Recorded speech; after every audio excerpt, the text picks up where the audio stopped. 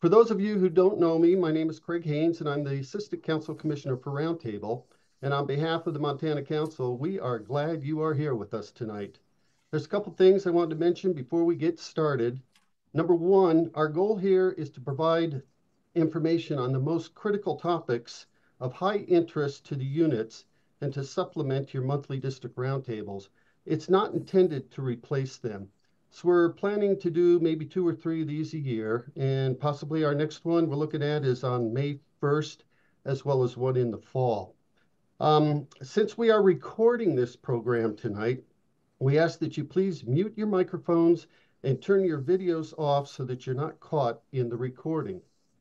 Also, we'd like to know who's online with us tonight, so if you would please sign in using the chat room by typing your name and your new unit number, we would appreciate it. I'd also like to thank Jeff Green, our Assistant Council Commissioner for Technical Support, and Pat Dannenberg, the Director of Field Services, for their expertise and experience in making this Zoom meeting happen. So with that, let's get the program going, and we'll start out with the opening, followed by the safety moment. Those in uniform, please salute. Those who are not, put your right hand over your heart. Ready, begin. I pledge allegiance to the flag of the United States of America and to the republic for which it stands, one nation, under God, indivisible, with liberty and justice for all. On my honor, I will do my best to do my duty to God and my country, to obey the Scout law, to help other people at all times, keep myself physically strong, mentally awake, and morally straight. A Scout is trustworthy, loyal, helpful, friendly, courteous, kind, obedient, cheerful, thrifty, brave, clean, and reverent.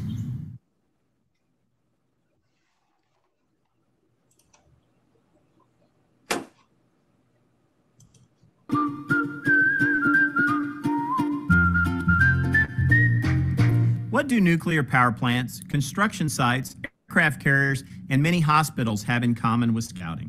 All of these entities are constantly looking for ways to eliminate hazards that could be life-altering or fatal. One tool used by many safety-conscious groups is a safety moment or safety briefing that start each meeting or activity with a pause to discuss a hazard or risk that can be prevented. Why? Because the safety moment focuses the attention of the group on safety and how to achieve it. Let's talk about who, what, when, where, and how to do a safety moment in scouting. Who can deliver a safety moment? A youth or leader with some preparation can step up. Go ahead, don't be shy. So when and where should a safety moment be delivered? The ideal time is at the beginning of a meeting. Your roundtable, board, or committee meeting are just before an activity, especially for those programs that have above average risks, like going shooting, climbing, or engaging in aquatics activities. You're probably asking yourself, but what makes a great safety moment? Almost anything that focuses or educates on the audience on a topic makes a great safety briefing. While the BSA publishes several safety moments, you can also create your own.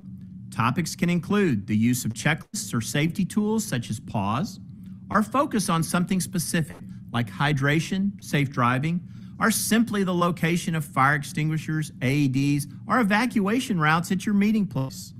The Guide to Safe Scouting, the Scouting Safely website, and the health and safety newsletters are also great sources of ideas. Discussing a past incident or near miss is fine if the focus is on learning and prevention, not blame. Finally, how should the safety moment be delivered? If you have information that's accurate, all safety moments should be delivered using facts, simple language, and should be appropriate to the audience. Using a handout, slides, or a demonstration will help to assure that those who hear the message understand it and know how to apply it. The message should be delivered in a few minutes. Just make it simple, easy to understand, and help the group know how to apply the message. Thanks for watching, and if you have a favorite safety moment, send it to us at health.safety@scouting.org. We may publish yours.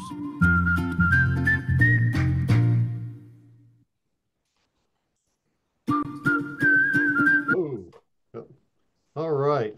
So the BSA is endeavoring to build a culture of safety So including a safety moment as part of every gathering of scouts and scouters will help to foster this culture of safety and reiterate to the leaders and members that safety planning and preparation should be a part of all scouting activities. Remember, we want to be aware and be prepared. So with that, I'd like to move on to our hot topic tonight, the new registration process. And the presenters are Pat Dannenberg, our Director of Field Services, and Levi Knight, our District Director. So gentlemen, take it away. Hi, everybody. Thanks, Craig. I wanted to appreciate everybody that helped make tonight possible and just say thank you. And then one last reminder, right before we really get started overall, if you have your video turned on, if you don't mind turning that off, and then also making sure you're muted. That way we can have this going and do it without anyone interrupting. Our goal tonight is to really go through this entire presentation, and then afterwards, Scott Hooper will say a few things. He's our council commissioner. And then after that, we'll open it up and take questions on this entire thing that we've said tonight. And really and truly, it's a growing process, and we just don't know everything on it yet. And many of us, including myself, haven't even gone through the experience of clicking on many of these situations. But what we do want to make sure we cover tonight is we want to talk about the criminal background check process. It's also known as a CBC.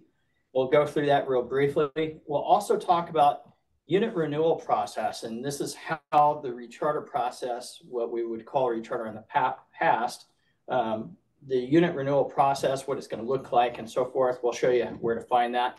We'll also talk about youth and adult renewals, and then also briefly retouch on the organization manager. If you need additional information after this webinar, obviously we'll post the recording. You can reach out to your local district executive. And if you scan that QR code or follow the link there to scouting.org, there are resources, there are videos, there are links to frequently asked questions. There's a plethora of resources to help guide you through all these new processes that we're going to talk about this evening. And we'll re-show that link in a little bit. The first thing that we're going to talk about is the criminal background check, or CBC, workflow change. And this process typically will take 3 to 5 business days. In the past, when you turned in an adult application, there was an assumption that that individual could immediately participate in supervising youth and scouting activities. That is no longer the case.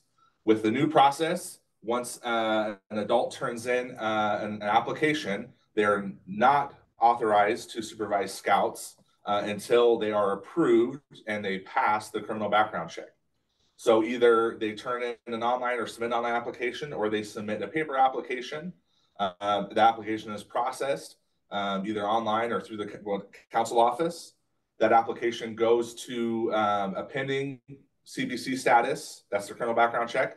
The applicant and the unit will actually get an email letting them know that they are pending CBC and that they should not be participating in scouting or supervising youth.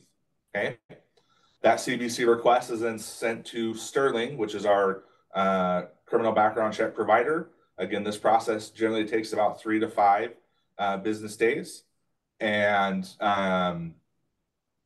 then once they clear the CBC, then they'll get an email saying that they're authorized to participate in scouting and everything is good. Membership is posted, they're clear. If there's some sort of issue, then they'll also be notified, and then we'll go through whatever process we need to clear the CBC if there's issues that arise. This is not applied to people that currently are participating. This is for new adults that are submitting applications that are having to pass criminal background checks. Levi, what I really like about this new process is that you have an adult, and if you collect a paper application from them, then you submit it at the scout office. You can submit it off to registrar@montanabsa.org. You can get it to your district executive. Whichever way it gets turned in, Once Justin, our council registrar, gets that application and he enters the paper application into the computer, then it instantly kicks out the pending application, right? Email over to the applicant.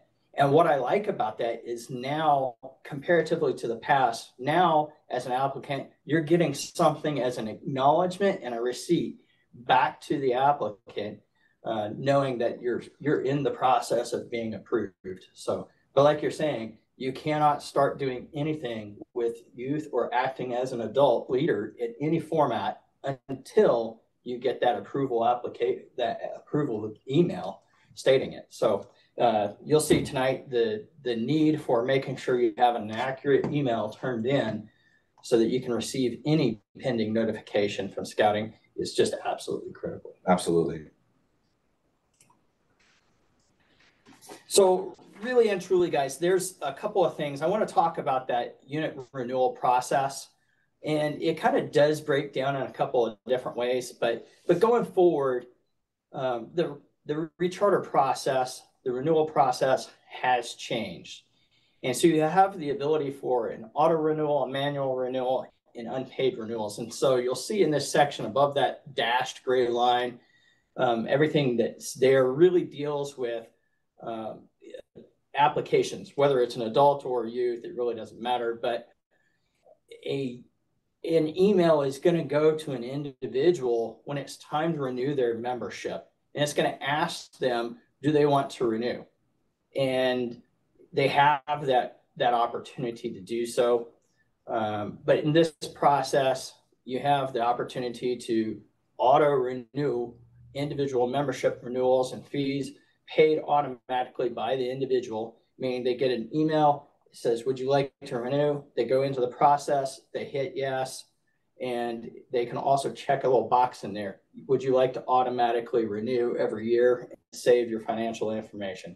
So the other is manually that they can then redo it every year. They can go into the scout office and then also separately from that option where the individual gets to control it, the unit can pay for those renewals.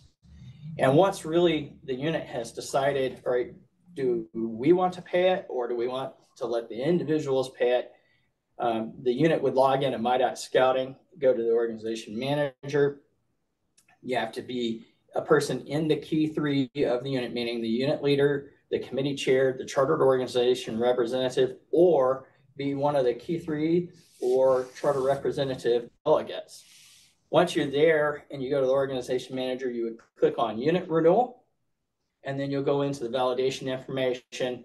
You'll make any changes for the leaders that you need.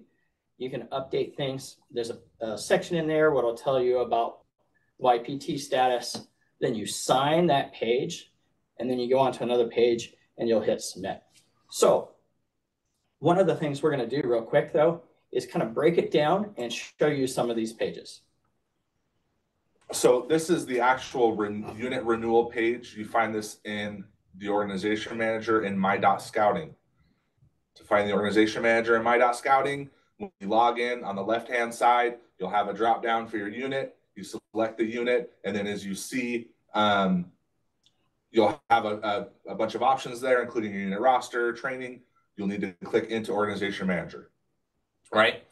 This is the page that you'll see in the organization manager. You see here all the functional roles in the unit, COR, committee chair, scoutmaster, committee members, all that sort of thing. The organization name, what the unit term is. So for most of our units, the terms are going to be fairly straightforward, but some might have a funky term that's not tied into the calendar year. It'll show the youth membership, so how many youth members there are, how many of those members are multiple, so how many of them are members in another unit.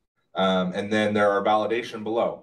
So that is going to show you who needs YPT. Now, again, with our council policy, we should not have people that are going to be not current with YPT, so it's going to function a little bit different for us. But that's where the validation for the unit renewal would work. And then below that, you have the approval essentially to, instead of like now with the e-sign process, that is where you do the approval for the charter. Yeah. And Levi, you can hit that edit positions button, or if you don't like what you see there and you want to do it another way, you can go over to the position manager button also on the left-hand side and click there too. Now, at the very bottom of that screen is a place where you do an e-signature, and I blank, and you would fill in the name and do any online digital signature process. And then once you've digitally signed off on that, it carries over and it takes you to this fees page.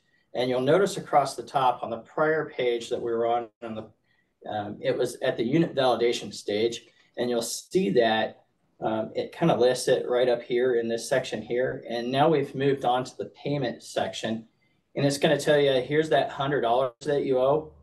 And then it's going to tell you a subtotal and then administration fee. And then, so you'd owe $103 on this particular instance. Now you'll see in here, it talks about the credit card. What it's doing is charging you that 3%. If you have other fees that start racking up in here, it would go higher than that. But I have not seen or know of another instance where it would go higher than the $103 right now. So you do put in at this section, either go and click on this credit card, or you'll have the option to click on bank account and put in bank account information. You'll also have the option to click on and select pay in the Scout office. And down closer towards the bottom of the page, you would put in this section, it's still highlighted as the credit card, and you can see the remainder of the credit card information at the top of this part of the page. But as you scroll down, you'll see, all right, you need to put in the email address also for that individual. And then you would also put in the billing address for that credit card. And then you have the option to save that credit card for future payments. So if you're paying with a troop or pack or a unit debit card, you can save that card by clicking that feature, which is a good feature. I like that option. I also like the ACH, because if you go the ACH route, use your banking information, you don't pay the fees. Yeah, and you can save those, and it doesn't save the card number as is, it tokenizes it, so it's secure. There's no chance for someone to hack in and steal your credit card information. It's a very secure process to do that, and it's much easier than now where you have to worry about micro deposits and all that kind of stuff. This is a much more streamlined process when using the ACH, the bank information way of making payments. Right. Once you put it in, you really don't get to see it again either. Yeah. So, and once you've done with this page, you hit that submit button.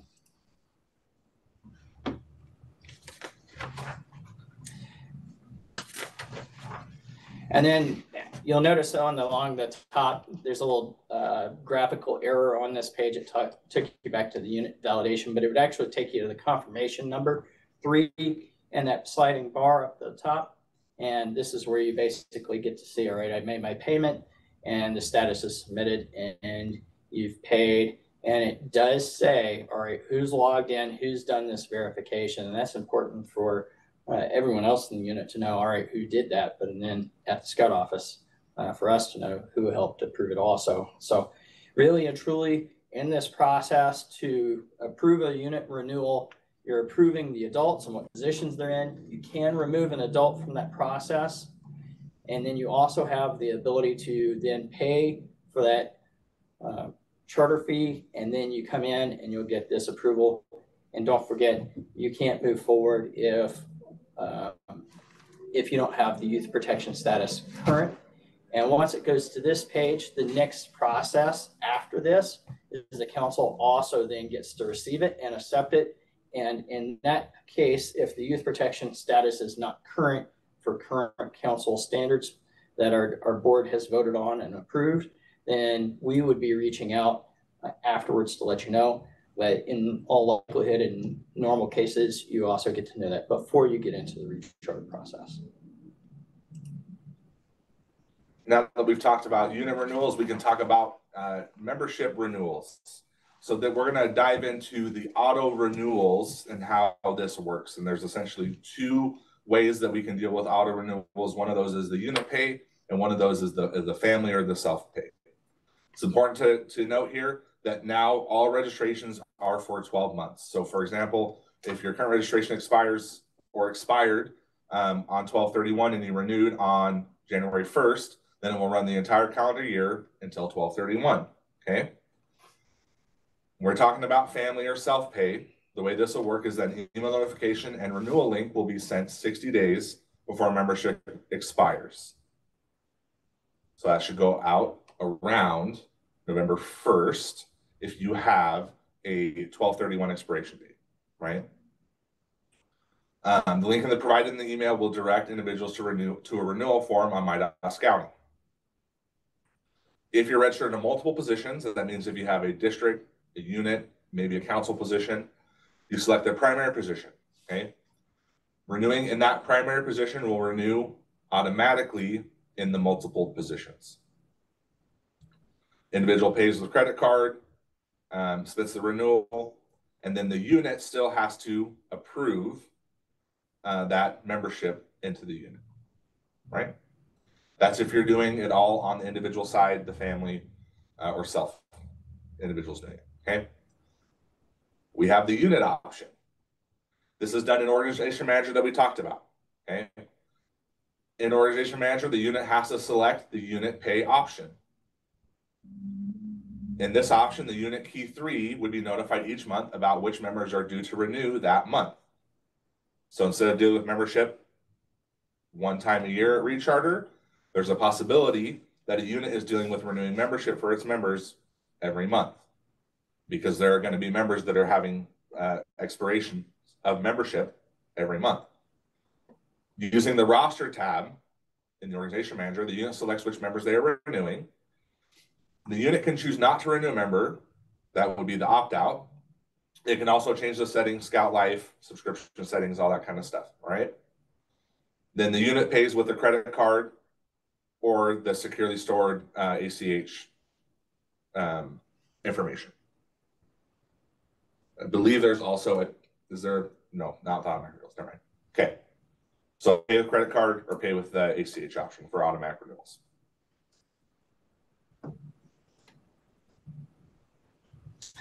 So Levi, with this, I think the big thing to me is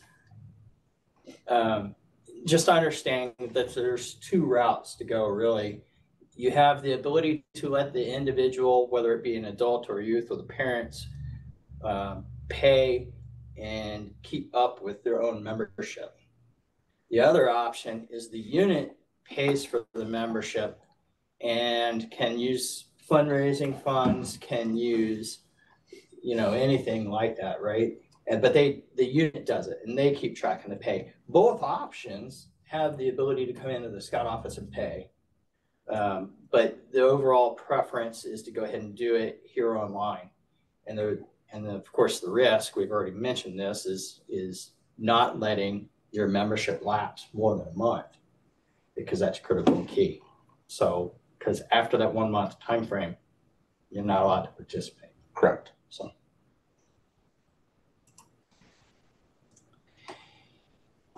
So really and truly, let's take a look. If you were to log in back to the Organization Manager and my.scouting, you'll see on that left-hand side the ability to click roster. Everybody can see that right now. You won't see the renewal tab really show up until later when it's time to renew. But right now, you'll see the roster tab show up. This helps you keep track of who needs to renew throughout the year. And you have the ability to filter it. You can also sit down and change up how the page is organized and your viewing and so forth. But you'll see on this page on the left-hand side of the roster area, there is a yellow bar there. Inside that yellow bar is a bunch of check boxes. And in essence, if somebody needs to be renewed for that month on their membership, then you would check these boxes for approving that person.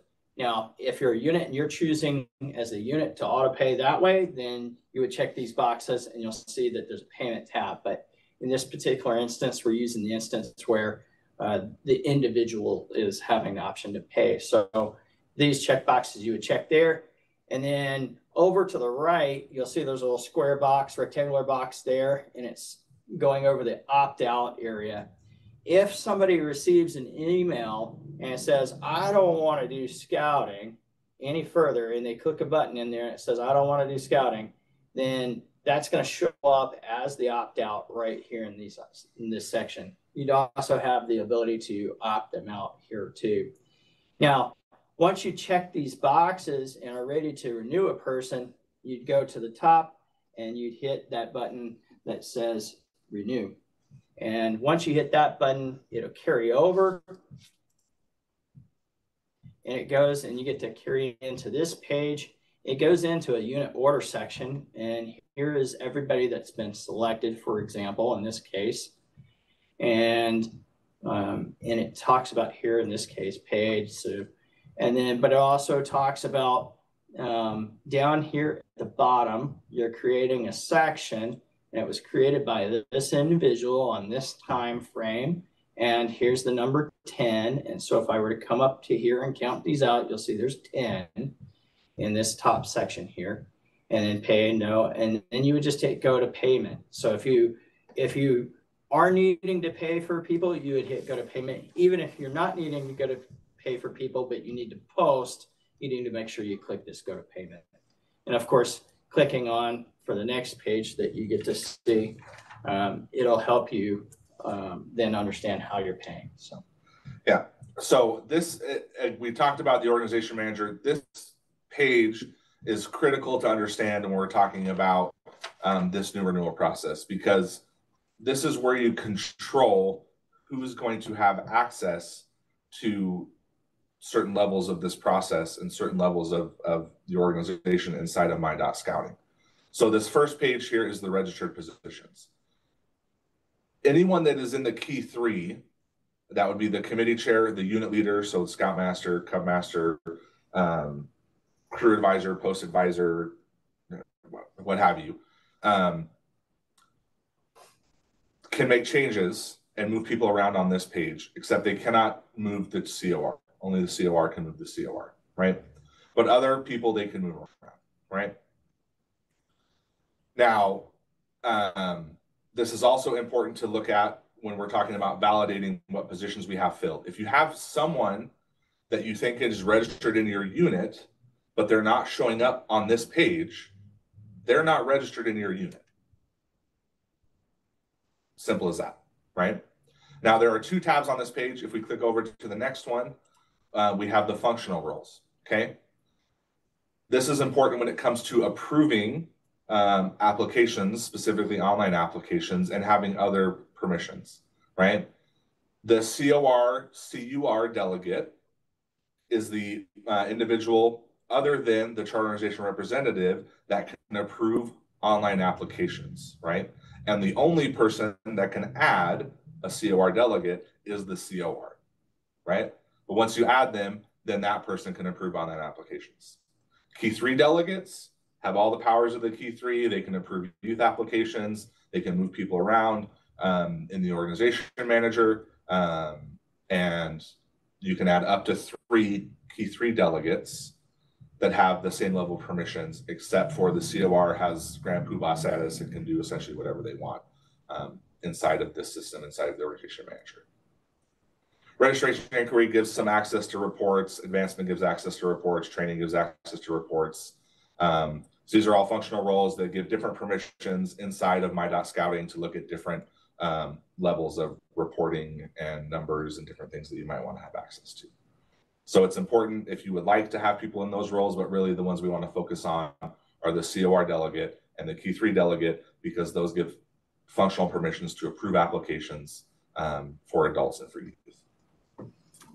What's really important on that page too, Levi, is, to me, if you've got a charter organization representative and they just, they're not going to log in and accept adult applications for you, this is how you fix that, right? You get somebody in there as the chartered org rep delegate, and they have the ability to also approve those adult applications for the unit. So, correct. Your district executive has permission to add key 3 delegates, but the only person that can add COR delegate is the COR. That's right. And that's by design, intentionally, because the only person that can accept adults for the chartering organization is that person. And so very critical role. And those are the ones that are really approving who interact with our youth.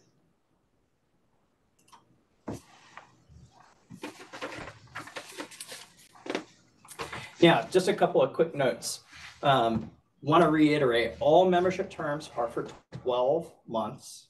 The new membership renewal will only have a 1 month lapse time frame. So if somebody is getting notices 2 months out to renew their membership, they skip past a whole month, then they're going to drop. And what that really means is they're going to have to reapply to Boy Scouts of America, meaning they'll have to turn in a whole new paper application, or they'll have to turn in an online application and reapply through that process. So it's very critical and key, because once they're dropped and have to reapply, they're not allowed to participate. They can't go on a troop function. They can't go out on a pack camp out. They can't go to a DIN meeting, a troop meeting. They've chosen to say, I don't want to participate right now, even if it's for a short term, they've just chosen that. So the unit renewal will only have that 1 month lapse also. So that's critical to know and understand too. So if a unit chooses to wait until February 1st this next year to renew, then on February 1st, they're not allowed to meet as a unit and do anything at that point either. So, and then these emails, Levi and I we cannot iterate enough how critical it is to make sure everybody in your unit has emails. You can update those emails in Scoutbook. You can update them in other places through a member's profile on my.scouting. They can log in that way. So there's ways to get an email updated. You can also reach out to registrar at montanabsa.org, share your name, phone number, email, address, what unit you're with, and say, please update my email. And that's an option also. And you can also ask for any other personal details to be updated too. So parents can always opt out, and the unit can also opt out members too. So that's critical and key. Don't ever forget the parent has that button when they get the initial email to click on it. If they don't click on it, they're going to get lots of prompts from scouting. They're also going to get reached out to possibly from the unit, and then also from the scout office. So I have a question. Well, we'll Rebecca, we're taking questions at the end. Oh, okay. Some more notes. Primary registrations outside of the unit will still need to be renewed by the unit. So this would apply to individuals whose primary registration is with the district or the council. Those would renew in the summer. Okay. A data sync was done, and this actually was completed in March to align all multiple and functional registrations to the primary expiration date. Okay. So there are some people that have a unit registration, have multiple registration. They will expire during the summer, and the unit needs to essentially renew that person to ensure that their registration goes through because their registration is attached to the unit. Okay. And again, we're going to reiterate, this process is 100% reliant on having correct email addresses. This is why during the recharter process, we had to collect parent-guardian information and correct parent-guardian relationships that were broken, because without email information, the whole notification system does not work, and this whole system of auto renewals, unit renewals, individual family renewals doesn't work. So please make sure that we're collecting email addresses, that email addresses are up to date, that if someone changes an email address, that we collect that information. Again, you can update it yourself. We can email it to registrar@montanabsa.org. We have to ensure that we have correct contact information for our members.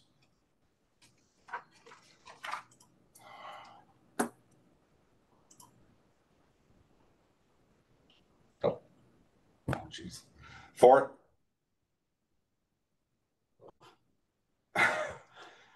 The next slide is going to say, for additional help. Again, you can scan that QR code.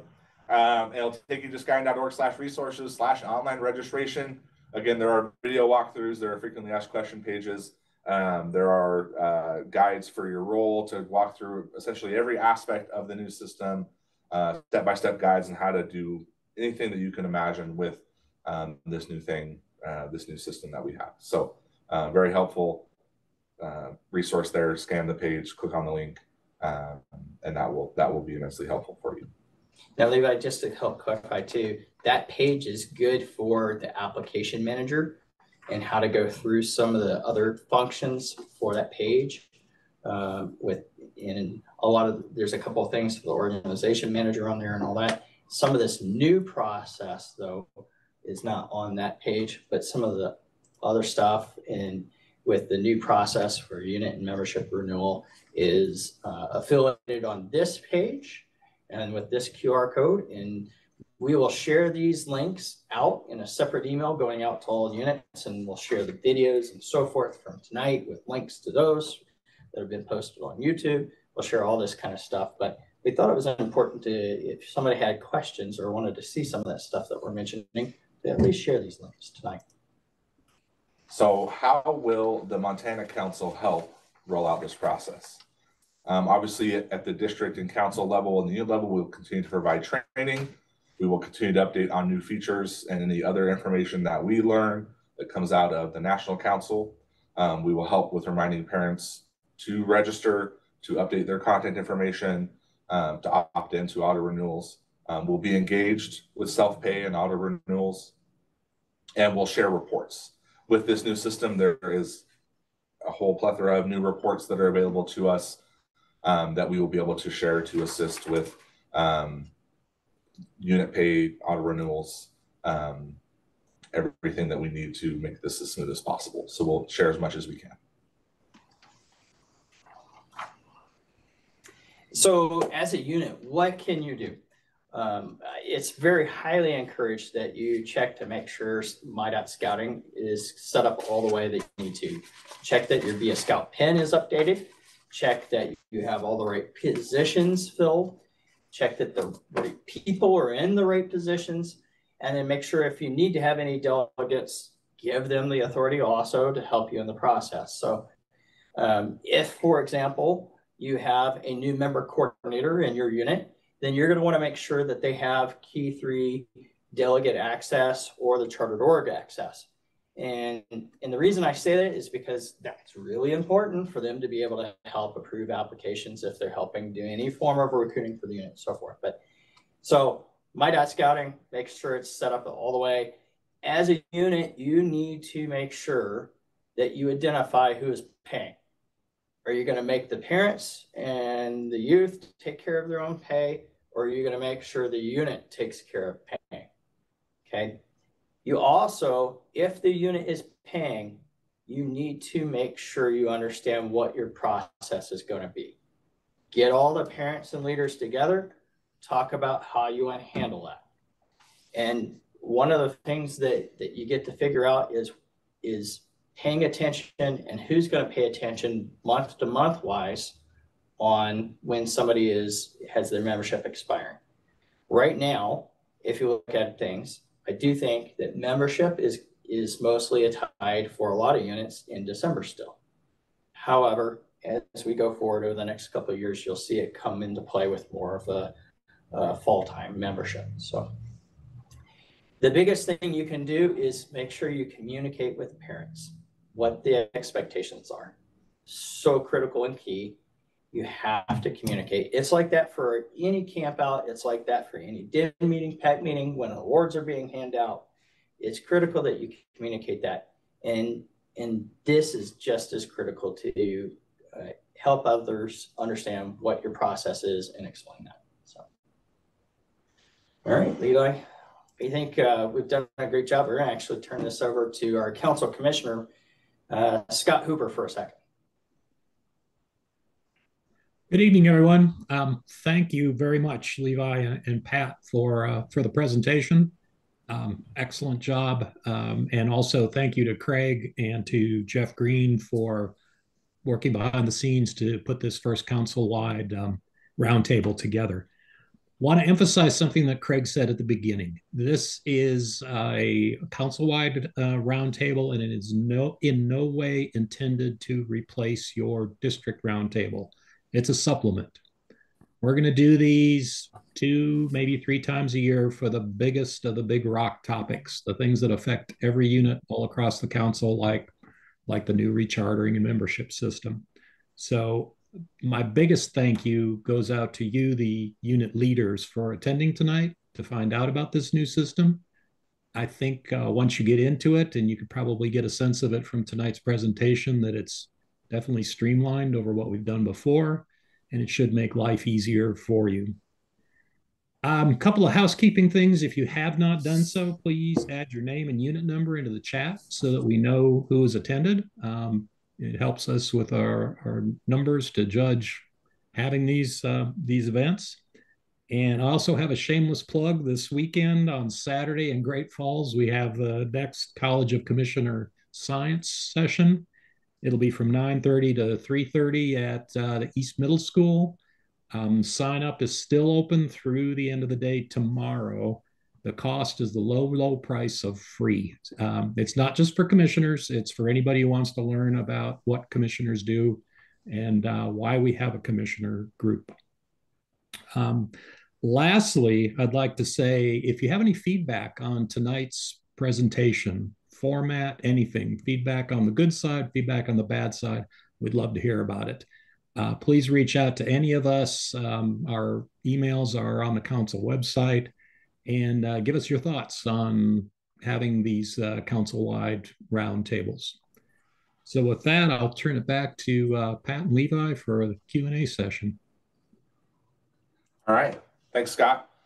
We did have a couple of questions come through. I think, Silas, we answered your question that the new CBC adult application workflow, that only applies to new adults, not existing adults. So I don't know if we need to address that any further. Steve, for people who do not use credit cards or online bank access, is there an option to mail a check or pay cash to the office? So two-part answer. An ACH is using a check. So you can pull your account and routing information from a check and use that to initiate an ACH, which is an electronic bank transfer. So you don't have to have a credit card or electronic bank access to do an ACH. That being said, hey, Levi, if you prefer to not do a credit card payment or an ACH payment, you can pay at the office. There's an option to pay at the council office. Levi, I always get this question in my line of work, but what if they have a CBC from their current employer? They still have to pass a Boy Scout background check. Yeah. Okay. That's something that Scouting has never accepted, was somebody else's CBC from anything, with the exception of Exploring has a little bit of a side angle route where they can go if it's law enforcement. And I don't think anybody on tonight is actually representing Exploring. So thank you. Yeah. And to help clarify too, something with our council has not done this yet, but it is in exploratory question mark land. Our council has quite often accepted payment for popcorn and payment for recharter with anyone wanting to come into the Scout office and pay with a credit card or debit card. And we are exploring the option of not allowing that for membership situations and then also popcorn situations in the future. We just get caught up and hung up too much on trying to receive high dollar payments, and a lot of times it just won't go through. And so then it creates really a customer service nightmare for you guys and for us. And so we haven't enacted that policy, but something we are looking at. Rebecca's question, do we get an email when a Scout is dropped if parents do not pay a Scout fee if parents pay? Yes. Yes. So you'll get notification, and you'll actually see on that, we showed it there on the organization manager, you'll see that they opted out. And that essentially means that they will be dropped, that they're not renewing. Yeah, you get a kind of a report monthly of who needs to renew monthly. And so you get that email notification for that, and you can go check it also. And, you may not want to pay attention to the email. You just may want to go in and visit the website periodically. So, when you get that notification, the parents are also getting the notification if you're allowing it that way. So it's an either or option, but even if the parent's getting the notification, the unit is also getting the notification. So. What other questions you had in there? Those are all of the questions, unless anyone else has questions. So either we were extremely clear, or it doesn't make any sense at all and nobody has any questions. So there's a couple of things too, just so you guys know. I've played this out in my head. I've got kids dealing with scouts too, and it's not. I don't have one particular recommendation for the troop that I work with on which way to go with this, even. And we're organized and we collect payments and so forth, but I don't have a particular recommendation. And so partly the reason for that is nobody has gone through this entire process for an entire year yet. So I don't even have a history of knowing a way to say, right, hey, look, this is another troop and this is another way that worked best. And so that's something to be aware of. And so everybody is going to get to explore this a little also as we go through this fall. Something else to be aware of too is if you're like most of the units hit the fall and you start fundraising with popcorn, and when you start hitting the fundraising season for popcorn, you have to start collecting money and so forth also. But your membership in many cases is going to expire before you've collected your money for popcorn. And so that's something to be cognizant of as we deal with our budgets and so forth through a year. When somebody fundraises this next fall for a membership or fundraises for in popcorn, it might pay for their membership the following fall. And so we're going to have to be diligent sometimes in our units to just budget that out for the course of the year. So. Yeah. I did have one other question come through from PAC 3671, and that is the renewal option the same for all, or can the PAC choose members to pay and others pay for themselves? The PAC can choose members to pay and others pay for themselves. So it's not a one-size-fits-all option. You can do one or the other.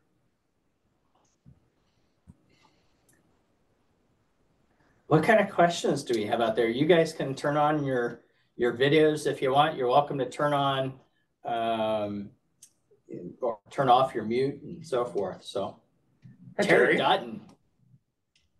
There's Scott. Julie, when you say the unit gets notification, is it the key 3 in the unit that gets notified? Yes, it is the unit key 3 that gets notified. Unless there's a delegate in there too. And delegates, we get the notification. And delegates, too. Correct. Now, sometimes the delegate, depending on how they've registered and so forth, sometimes a delegate may not get an email notification. So, and that's case by case and hard to explain on why they won't.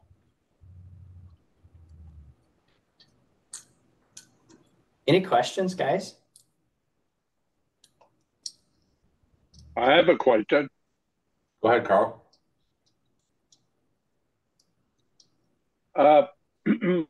We had a roundtable last week where the Cub Master for PAC 4137, that PAC had sponsored and run Pinewood Derby.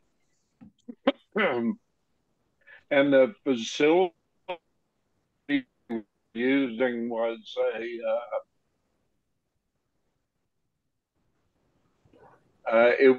it's called the Sheriff's Posse. They have a building and they allowed them to use it, but they had requirements for insurance. And the Cub Master had a terrible experience trying to get someone to verify that the scout insurance complied with the requirements the facility had to allow them to do Pinewood Derby. I think they went ahead and did Pinewood Derby, and they were not sure they were covered adequately or not. They originally were going to use the National Guard Armory here in Kalispell, but because they couldn't get any answers, they moved it. So who at council level are our people in the Northwest District supposed to contact when these insurance coverage issues come up for district events? So Carl, you got two options that you can do here. One is you can send an email off to Jim Atkinson for you guys. Your other option that you can also do is send an email off to info@montanabsa.org. And people in our Great Falls office receive that email and they can help get back to you, one, with a certificate of insurance if they need. And if there's any questions or clarification that they need to give on what the coverages are, they can also help provide that. But if you're looking for an expedited process, my best answer would be is just shoot off an email to info@montanabsa.org first and fastest. So, and we can tell you, we can help you answer any of those insurance questions pretty fast. Okay. Most of the time people want to see the certificate of insurance, but every once in a while you get somebody that asks the question of what does it really cover? And we can help that. A question did come through on the recharter and renewal process. That question is from Contrita. It is this taking place of the traditional recharter process now too, or will that still take place separately? This is taking place of the traditional recharter process. So that is going away. It is not done through an advancement anymore. That page that we showed where it's the validation page, that is the recharter now, where it's literally just validating that there's the adults, that they have YPT, the proper amount of youth members in the unit, and paying the $100 charter fee if the unit is not paying any additional registration fees. I'm pretty certain, Levi, you will spend more time typing in the payment information than you will on figuring out any of the rest of it, which is, that part is awesome. The part, I think the part that most of us are really going to have a question on is how, is inside our unit keeping up with the renewals? When does somebody need to pay? And how's that, how are we as a unit going to address that? And so I think that's going to wind up needing to be a continual subject that we see at roundtables and elsewhere, is how do we, who's doing what to keep up with that? And did you find a good answer to that? So. I have a question. Yeah, this ahead. is Jody from Haber from PAC 4426. Is there a way that we can separate our children for all of us that have way too many kids, so that I'm not dropping $600 in the beginning of December because all my kids are on the regular rotation? Yeah. Theoretically, there's a way, but I'm not sure if I should say what the answer would be. Well, so I asked if there was a way, if I paid one in September and then one in October, one in November, one in December, if it would sort them that way. So on the report, you have the ability to sort with date. You can also, there's a little button in there where you can actually export your roster and get it into Excel. And I'm an Excel guy, so I can tear stuff up in Excel, sort it all which ways, create reports and so forth. If you're that kind of person, you can do that. You can filter it on that page too, but the dilemma that you will see is an expiry date for a person. Once they have paid, the only way to change that expiry date right now is for them to expire, not allow them to participate, and then re-register them with a whole nother application being turned in at a different date. And so it's not, in the past, we had the option to say, all right, you're turning it in 2 months before the end of December. I could then actually register you, let's say, for 14 months. But that option no longer exists. It only allows even us at the Scout office to register somebody for a 12-month period. No fractional periods. So the short answer is there's not really a way to do it, even if you pay early, because the renewal is tied to the membership date. So unless you let your kids drop and then renew them all separately, there's really not a way to break them out. Yeah, that's not going to work since I have to be their den leader. Right. Yeah. Just a thought here, though. I mean, if she pays in November for 1 or 2, and then pays in December for 1 or 2, and so on. I mean, yeah, you can pay in advance. It's still going to keep your registration date as whatever, December 30th. I mean, you can break up your payments if you want. Right. Sure. Have it your date's going to stay the same, but you're just paying in advance and spreading it out. I mean, right. Yeah. One of the things that you can think of too and say is, all right, let's say you got a kid that actually, you've got 10 kids that joined your Cub Scout pack in the month of October. And so this last year, that is, and then this coming October, you can start paying for them in August, but you can also pay for them in November. Now, if you pay for them in November, you're paying for them in that cautionary red tape section of time. It will still renew them for that October timeframe, right? So, but I would caution people against being late in this, because there used to be a 2-month grace period, and the Scout office with humans was kind and interactive on that and being able to accept it that way. But this new system is computer operated, and the computer dictates the time frame and is just simply not going to be forgiving come day 31, 32. So a couple other questions came in. One was, sorry, let me scroll to it here. Some of the JT is based on membership, assuming we are basing numbers on calendar year versus membership date. So we're trying to work through this as well, because we base sort of our goals and the way we work as well around membership numbers. And I'm not sure that there's been a discussion about JTE and when we're talking about taking an inventory of unit membership and how that works for JTE. So JT, just so you know and understand, JTE is typically measured on a calendar year. And so what you'll see is that calendar year, it talks about it going, and that JTE is good from January all the way through December. And so really what you're talking about is the measure of things come into December on most of that.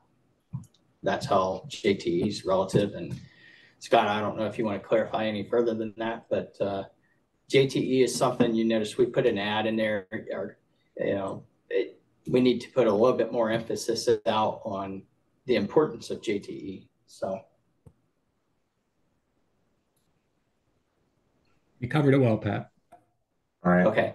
So before we go too much further, there are so many phenomenal Scouters on here tonight.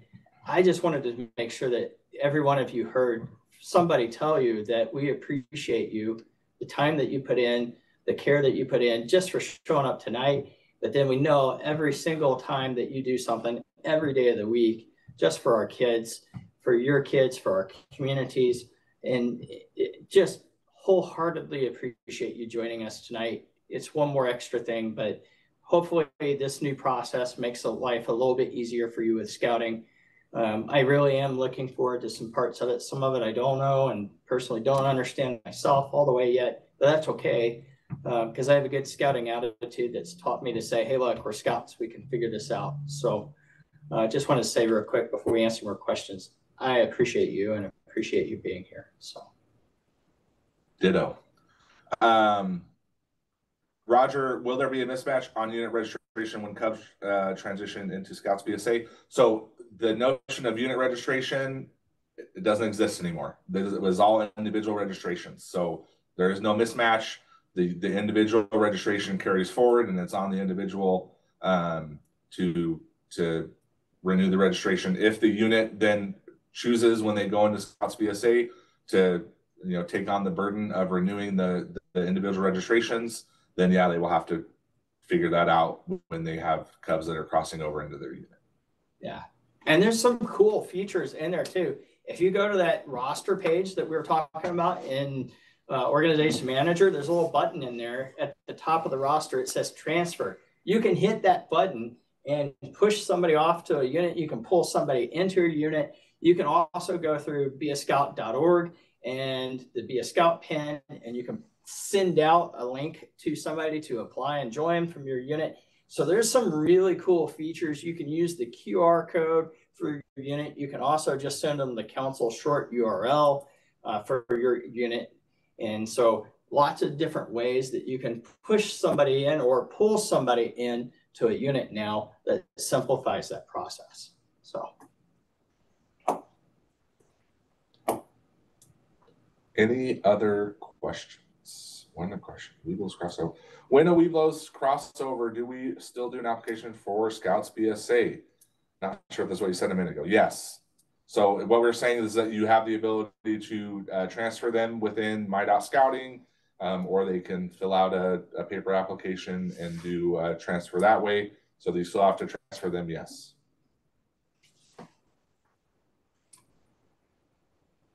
Sorry, and it would be an Arrow of Light Scout, Weebo, or 4th grade Cub Scouts. So I think the question that just came around is, what if it doesn't coincide with their membership renewal? That's okay. At any time of the year, you can go and hit that transfer button and transfer. You can send an application. In the current process that we've had in the past, you would be able to go to, as a parent, I could receive the short URL for a troop or a QR code, and I would be able to go and it says in the very first question, are you currently a member of Scouting? And you would click yes. And then at that point, it's asking you if you're going the multiple route or if you're going to apply and transfer into another unit. So that process has been there digitally, and it's actually been a very smooth process to move people instead of having to turn in a paper application, because it's almost instantaneous on moving them. So you can move a person and approve them in the same day, and the next day they show up in Scout Book. So. Yeah, so Brad, the short answer is no, doesn't matter. That was a good question. I like that one. So that's a tool that makes scouting easier for us, especially for those of us in troops. What other questions do we have out there? Any other general questions? We also have a few other people online with us beyond Levi and I and Scott and Craig. We also have Gary Ely. He's our CST4 council or CST4 commissioner. And then also with us is Terry Dutton. He's our director of support services and is based out of Greek Falls. He is all things camp and all things program for council. So, but any other questions, guys? Been a great night for scouting so far. I have a question. You go ahead, Doc. Oh, well, hi, Terry. Yeah, I submitted a question on the Q&A, and I guess y'all didn't get that. Real simple. I'm a unit commissioner for a PAC 4137 that occasionally on the night they have a PAC meeting cannot fulfill too deep leadership. And I'm curious as to why the unit commissioner cannot fulfill, along with the Cub Master, to be the too deep leadership so they don't have to cancel the PAC meeting. Carl, that's a great question. And so it's an important question for every scout unit to understand. So leadership for our scouts. Those scouts were approved to join a scout unit by the leaders, and those leaders were approved by that chartering organization.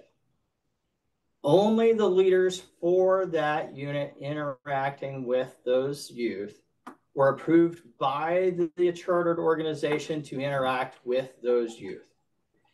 So you cannot borrow a leader from another unit. You cannot borrow a leader from the district or the council or beyond to come in and serve for those youth because they were not approved by the chartering organization to interact with the youth as a leader.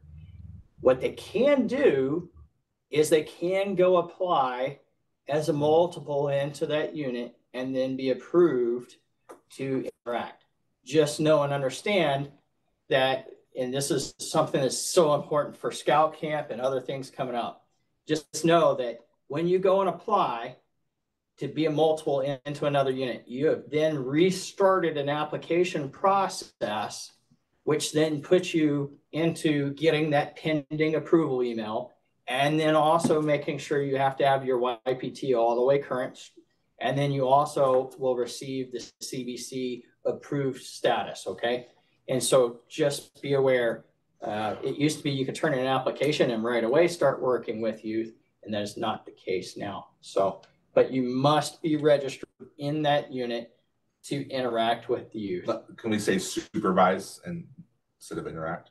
Well, it's not just supervise, because even somebody that doesn't interact with youth, but say wants to be a troop treasurer, has to also be registered. That's where scouting has gone now. So, Terry, anything you want to add to that?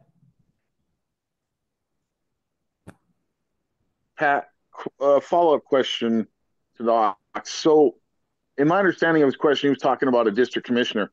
Wouldn't the district commissioner be on the charter agreement, and in a lot of places, and they would already have their CBC through scouting, even if they had to fill out a new another application for that leadership role? So why the duplicity? But they're not authorized by the chartering organization to supervise those youth. That's right. You have to be on the paperwork for the unit to be approved. And so even me as a district executive, you know, I'm allowed to go visit a unit, but technically speaking, I'm not there to give guidance to those youth. So I need to be registered with the unit to walk in and start advising the youth. Now the youth could come up to a district level and participate at a district level. That's a little bit different, you know, away and so forth. And those circumstances have a different setting. So that's truly unfortunate, because it creates a bureaucratic nightmare for some people with small memberships. Well, think of it in your situation, Silas.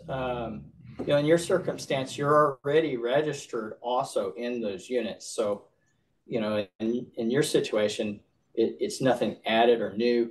But here's a situation. I know of a situation where somebody should not interact with the youth and drive youth, and they could be registered at a council or district level. They just can't drive, right? And this is hypothetical. And in that person's case, if they had a DUI somewhere in the last year or two, they may still be allowed to interact in some ways, but they may not be allowed to drive anymore. The chartering organization is the one that needs to be aware and contacted and so forth that they can't do those things. If they're not registered in the unit, the chartering organization would never know that that person is not allowed to do things. And so the chartering organization is still responsible for those adults and who interacts with those youth. That's a process that scouting tries to protect for the chartering organizations. And that's something we all really want to make sure, is that our chartering organizations are there to help be part of the process to protect our kids. So then on the flip side of that, if the chartering organization gave written permission for that person that's already registered as a scout, say a district commissioner or whatever the case might be that Doc's talking about, therefore would they be okay? The way they get permission is by signing an adult application for that adult to participate in the unit. That's right. That's how they give the permission, which in today's world is a very quick process. For example, anybody can grab the QR code or the Be a Scout link and for any particular unit. And literally that first question, are you already registered? Yes. And then the next page, are you trying to register for this unit? Yes. And I mean, you're talking less than a minute to be able to join a unit for the paperwork application for you as a potential multiple into a unit. Literally less than a minute for you to do. And then the chartering organization just needs to approve it. Right, but then they have to do the background check again, which would be a 5-day wait. Not for a multiple. No, it does occur. Oh, okay. That clarifies a little bit. Okay, thanks, guys. Yeah, to clarify that, Silas, the background check, when you reapply as a multiple, does go into effect, and scouting does have the option to do a background check all over again. Every time an application is turned in, the scouting has the option to do background check. They may expedite it, and it just goes and posts the next day, or they may take a couple of days to post it. So, but it will go to a pending state first. I don't know. Just out of curiosity, do the background checks? I mean, I know when we do them as a school system, they cost money. So I'm assuming that they cost us money to do the background checks. Is that correct? They do. They do. And scouting is okay with that. But that is not that is malfeasance, gentlemen. That is malfeasance, doing duplicate on something. Depending on how long it is, I get the DUI conversation, but I know ours cost us anywhere from $35 to $50, depending on how fast we want them expedited. And that's, I don't know. I think that's a waste of money. Just my opinion, but that's all I got on that. Thanks. Yeah, I understand that, Silas. I would turn in an additional CBC for an adult leader just for us to tell some other parent any day that we've done due diligence. I'm okay with that. And National has that policy in play right now too. So they'd rather, and in reality, this particular circumstance does not occur that often.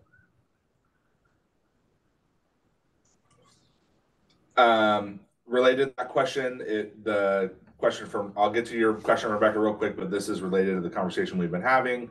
And it is, sorry, let me get to the whole question. Would counselors have to do the same? If I'm understanding correctly, merit badge counselors are required to be registered and pass a background check. Merit badge counselors are not authorized to supervise youth in a unit for fulfilling 2 deep leadership requirements. So hopefully that answers that question.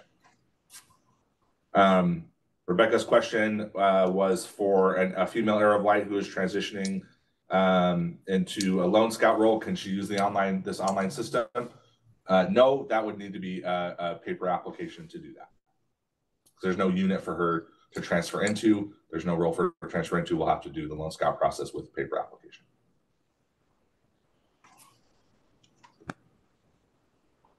Terry, I think you were going to try to say something a second ago. Did you want to share anything? No, I'm all good. Thanks. Okay. Scott, Gary, any last comments or words of wise? None from my side. Just thanks for putting this on. I think it was worthwhile. I know we had a couple of commissioners from various councils along CST4. So I'm glad that we made this available and look forward to more of these. Thanks, guys. Yes, thank you, guys. It was very, very informational. Thank you. Yeah, you're welcome. And Silas, just so you hear it too, like I wasn't trying to be rough around the edges and anything on your answers, but you know, Scott and Gary, they go up the totem pole a lot more and hear more things at the national level too because of their roles. I don't know if you guys want to share anything more you're hearing on the YPT and background checks and reasoning there or anything like that too. Fabi, I'm not sure. Gary was. Oh, sorry, Gary. Did you have something? No, go ahead. Answer the question. Well, I'm not sure what the question is as far as Dan posted a link for more information as far as the buddy system. I'm not sure if you have a specific question. for more information? Yeah, mainly exactly when does it need to be applied? Because it seems like we don't really have very clear understanding on when it needs to be used. For me, the buddy system need to be used when a kid need to leave a group for some reason, you know, going to the bathroom, going to the shower or something.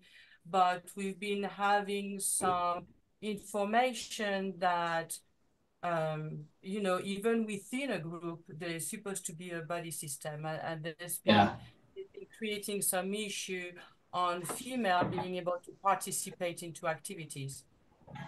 Yeah, so Fabian, that's a good question, and something that scouting has been working on and has even clarified a little more over the last couple of years. And if you go to the barriers to abuse, you can just Google it, Scouting's Barriers to Abuse. And in a Google search, you click on that first link that pops up right there. There's an FAQ page that you can go and visit on that. And in the FAQ, down towards the bottom, there's a statement in there for buddy system. You can also search barriers to abuse buddy system.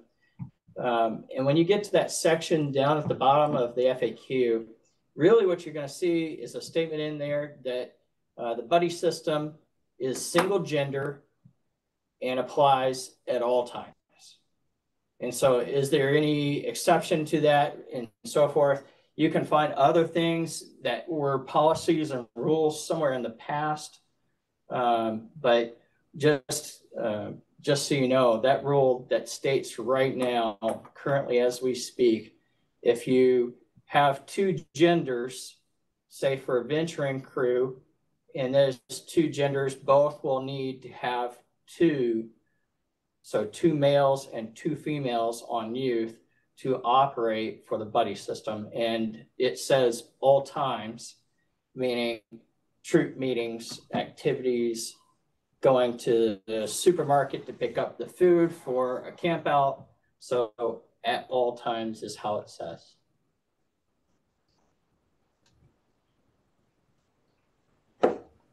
It's a good question though, and something for us to all think about and ponder about as we even show up to troop meetings. Terry, any other way to answer that? Any different than how I did? I'm pretty proud of myself. I wrote a really good article in last month's Unit Leader News about the buddy system, so check that out. But very briefly, and I know Levi that it's time to end, so I'll be quick, and then you can wrap it up.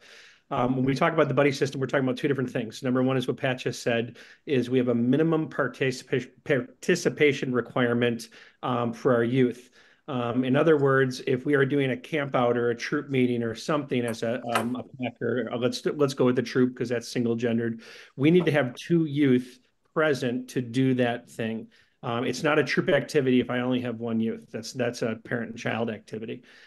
Two youth is the minimum. So think of that part of the buddy system. The second part of the buddy system is how we use the buddy system on activities. And Fabi, I think reasonable logic would say if we're sitting around the fire, everyone's kind of buddied together there as a group, but you're right with your examples of when they are going to the bathroom building or different things like that. So I kind of think there's two different topics here. One is sort of that minimum need to participate as a unit. And the other one is like the concept of the buddy system, two kids doing an activity together on an outing, hiking, fishing off to the side, canoeing in a boat, those kind of things. So hopefully that helps.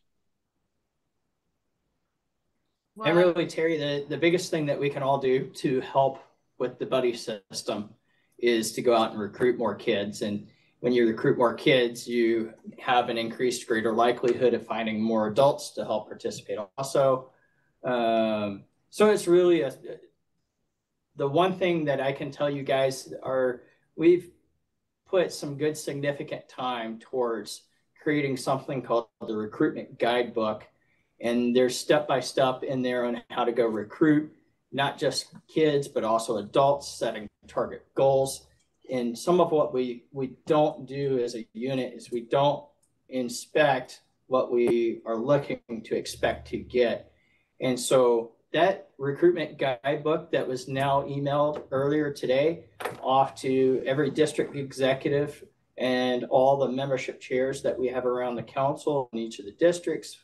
That guidebook is now out for use.